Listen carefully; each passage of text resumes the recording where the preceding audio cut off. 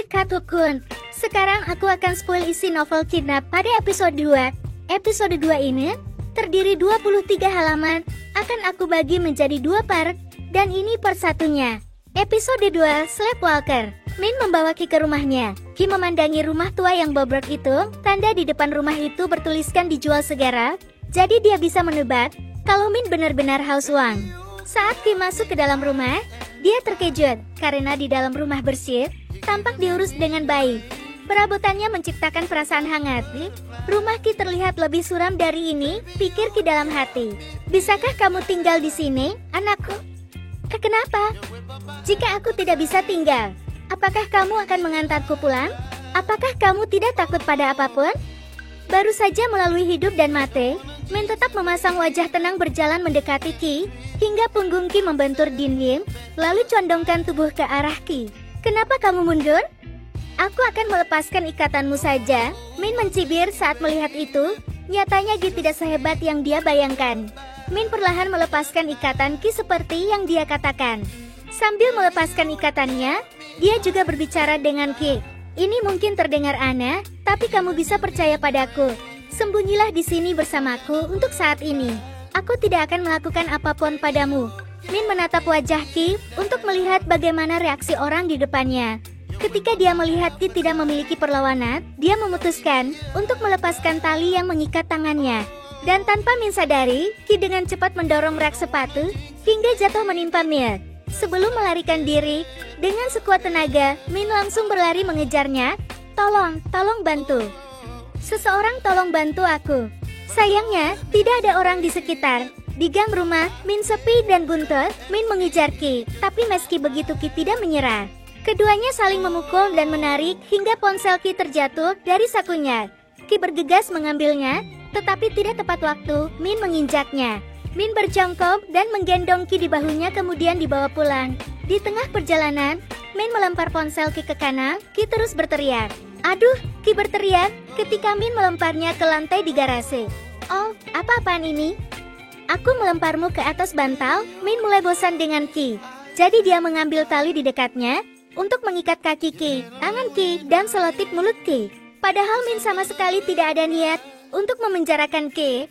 Namun Min hanya butuh waktu untuk mencari cara agar bisa bertahan dari permasalahan tersebut dan membutuhkan kerjasama dari Ki karena dia tidak tahu bahwa keputusannya untuk menyelamatkan Ki. Apakah itu menyatakan dirinya sebagai musuh orang yang mempekerjakannya? Min berlarian mengambil kopi, air merah, dan air panas lalu mencampurkannya hingga mendapat cairan berwarna merah kental, mirip dengan darah. Min sangat polos, dia hanya melihat orang-orang di lokasi syuting melakukannya. Min mengambil air itu dan mengarahkan pisau kecil ke baju Ki. Ki menggeliat karena dia takut Min akan menyakitinya dan mencoba menjauh. Tolong, jangan bergerak atau itu akan membuatnya tidak nyata. Min begitu fokus memotong bajunya agar terlihat seperti lubang peluru. Dia tanpa sengaja berbicara kepada Ki dengan suara normalnya, nada yang dia gunakan untuk berbicara dengan Man. Aku harus mengirim bukti palsu. Kalau tidak, kita berdua akan diburu. Aku tidak ingin membunuh orang, meskipun aku tidak ingin mati. Jadi diamlah sebentar. Ketika selesai, Min mengangkat ponselnya dan ingin mengambil foto. Dia menatap wajah Ki, masih tidak mengatakan apa-apa. Ki menghela nafas kesal karena dia harus berada dalam situasi bodoh ini sebelum menutup matanya dan secara realistis berpura-pura mati. Saat foto itu dikirim ke James, Min nyaris tidak berani bernapas sambil menunggu pesan dibalas, takut ketahuan. Min takut James akan mengetahuinya. Takut semua rencana akan hancur. Tangan yang memegang telepon berkeringat. Jantung Min berdebar kencang. James sepertinya mempercayaiku sepenuhnya dan mengirimkan foto itu ke bos. Tinggal menunggu membuat janji tempat di mana Min akan pergi menerima gajinya. Min merasa lega bahwa tahap pertama dari rencana itu berjalan dengan baik. Sekarang ada langkah berikutnya adalah bernegosiasi dengan Ki. Min mengajak Ki yang berlumuran darah palsu untuk mandi. Namaku Min, kamu selalu bisa memanggilku jika ada sesuatu. Ini kamar mandinya. Pakaiannya ada di sana. Malam ini, kamu akan tidur di kamarku. Dan sampai kapan aku harus bersamamu seperti ini? Tanya Ki, sampai aku bisa berdamai dengan orang yang mempekerjakanku, jawab Min. Ki bertanya, jadi, bagaimana kamu akan menjernihkannya? Pertama-tama, aku harus melunasi hutangku. Setelah itu, Ajukan pinjaman baru, dan bayar kembali kepada orang yang mempekerjakanku. Katakan aku membuangmu, karena kupikir kamu sudah mati. Kita tidak bisa saling menyalahkan. Kembalikan uangnya dan selesai. Ki hanya bisa berpikir bahwa rencana Min sangat lemah baginya.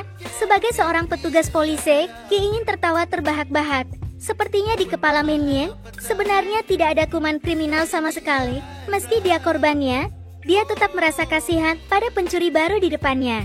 Dengan cara ini, biarkan aku kembali dan bersembunyi di rumahku. Setelah semuanya beres, cari cara untuk memberitahuku.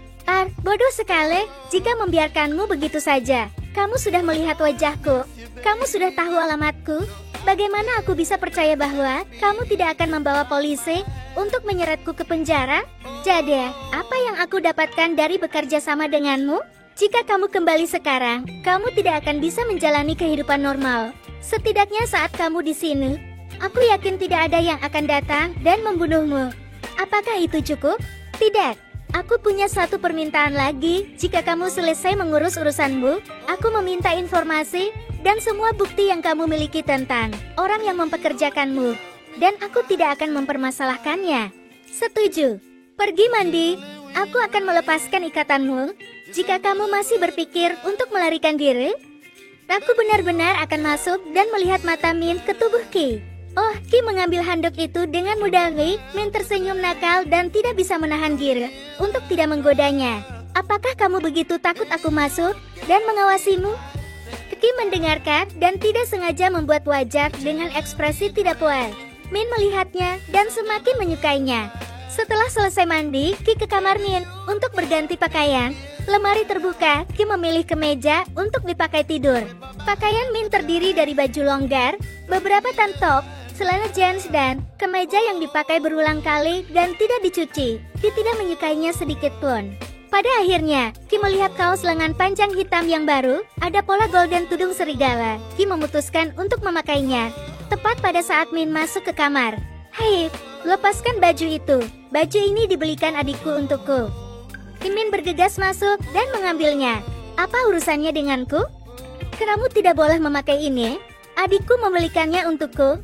Dan jika aku akan memakainya, kenapa? Ekspresi Min menjadi serius, membuat Ki terkejut. Ki menatap wajah Min. Matanya tiba-tiba melirik ke foto Min dan anak laki-laki wajah mirip.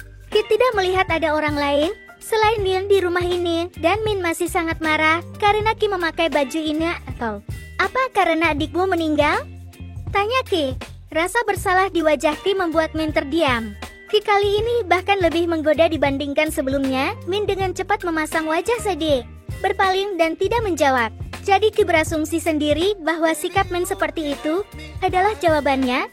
Akhirnya Ki melepas bajunya dan menyerahkannya pada Min. Aku bisa memakai yang lain. Min mengambil kembali baju itu dan tertawa gembira pada Ki. Hahaha, adikku tidak mudah mati. Dia hanya tidak ada di rumah. Min tersenyum puas karena mampu mengalahkan Ki. Ki kesal karena dia tertipu. Ketika waktu tidur tiba, setelah berpikir lama Min memutuskan untuk mengikat tangan Ki dengan tangannya. Ki kaget dengan apa yang dilakukan Min. Apa yang kamu lakukan? Tanya Ki. Kamu harus terikat padaku seperti ini. Jangan lari, kata Min. Aku memegang erat tangan Ki. Jika diikat pada benda lain, saat aku tertidur, Ki mungkin saja membuka talinya tanpa sepengetahuanku. Ini yang terbaik. Min berbaring dan mengambil boneka anjing. Aku membelinya untuk dipeluk. Kemudian Ki tertidur dengan nyaman. Di tengah malam, Min terbangun karena sensasi tarikan kuat pada tangannya. Min menemukan Ki sedang berteriak keras, terisak-isak. Ini sangat menyakitkan. Min bingung. Aku tidak mengerti apa yang terjadi dengan Ki.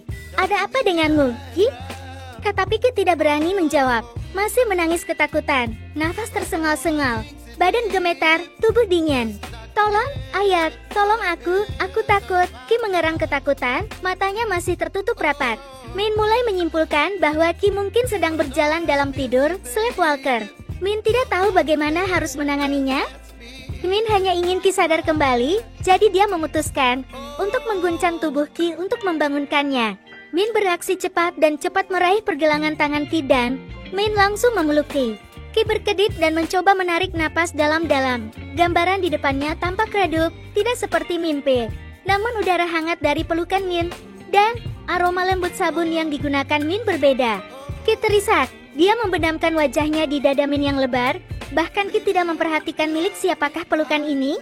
Min bahkan tidak tahu apakah Ki sudah bangun atau belum. Yang dia tahu hanyalah orang di depannya tiba-tiba terdiam.